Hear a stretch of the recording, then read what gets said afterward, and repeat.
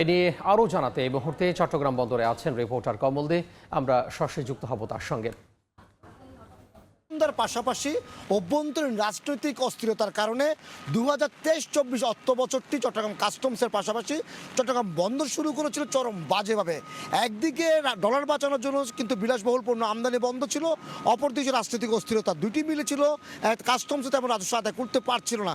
তবে শেষ দিকে এসে জাতীয় সংসদ নির্বাচনের পর শেষ দিকে এসে যখন আবার রাজনৈতিক স্থিরতা ফিরতে শুরু করে, তখনই কিন্তু আবার রাজস্বের পরিমাণও বেড়েছে এবং চট্টগ্রাম বন্দরে পণ্য হ্যান্ডেলিং বা কন্টেনার হ্যান্ডেলিং সেটা ওটা রেকর্ড করার মতো। অর্থাৎ একমাত্র চট্টগ্রাম বন্দর কর্তৃপক্ষ গত 2023-24 অর্থ বছরে প্রায় 31,500 কন্টেনার তারা হ্যান্ডেলিং করেছে এবং পণ্য হ্যান্ডেলিং করেছে 12 লাখ মেট্রিক টনের বেশি, যেটি বিগত বছরের তুলনায় 1 কোটি মেট্রিক টন যেমন বেশি এবং কার্গো কন্টেনার হ্যান্ডেলিং রয়েছে প্রায় 2 লাখ কন্টেনার বেশি হ্যান্ডেলিং করেছে চট্টগ্রাম বন্দর কর্তৃপক্ষ।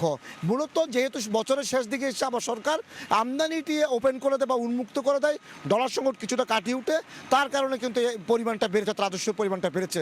আমদানির সাথে সাথে সম্পৃক্ত রয়েছে রপ্তানি। যেহেতু বছরের শুরুতে আমদানির পরিমাণটা কম হয়েছে, তা রপ্তানিটা পরিমাণে কম ছিল। শেষ দিকে এসে যখন আমদানির পরিমাণটা বেড়েছে, রপ্তানিও বেড়েছে, তার প্রভাব পড়েছে চট্টগ্রাম কাস্টম হাউসের রাজস্ব আদায়ের ক্ষেত্রে। এই 2023-24 অর্থ বছর আমরা দেখতে পাচ্ছি প্রায় 69,000 কোটি টাকা রাজস্ব আদায় করেছে চট্টগ্রাম বন্দর কাস্টম কর্তৃপক্ষ।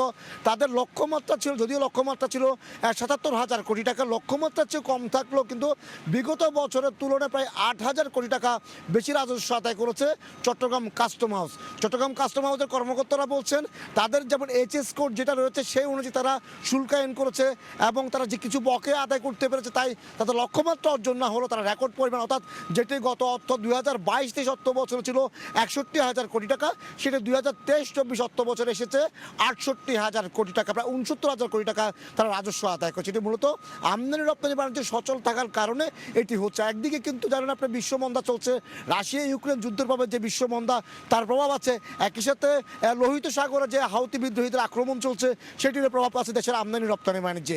তারপরও যেহেতু বছরের শেষ দিকে এসে রাষ্ট্রদিকে স্থিরতা ফিরতে শুরু করেছিল, সেই কারণে কিন্তু এই আমদানি রপ্তানি বাণিজ্য এখনও কিন্তু সচল রয়েছে।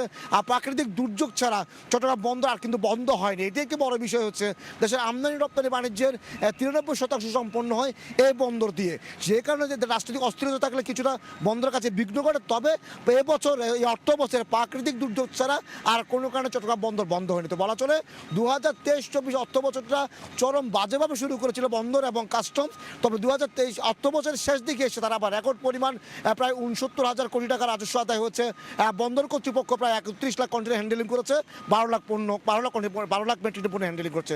তো এখন পর্যন্ত আমার কাছে ছিল গত অর্থ বছর চট্টগ্রাম বন্দর এবং চট্টগ্রাম কাস্টম হাউস নানা সমস্যার মাঝে রেকর্ড করেছে তার সর্বশেষ। সহকর্মী কমল দে যুক্ত হয়েছিলেন চট্টগ্রাম বন্দর থেকে। দেখছেন এ সময়ের বাণিজ্য, সঙ্গেই থাকুন।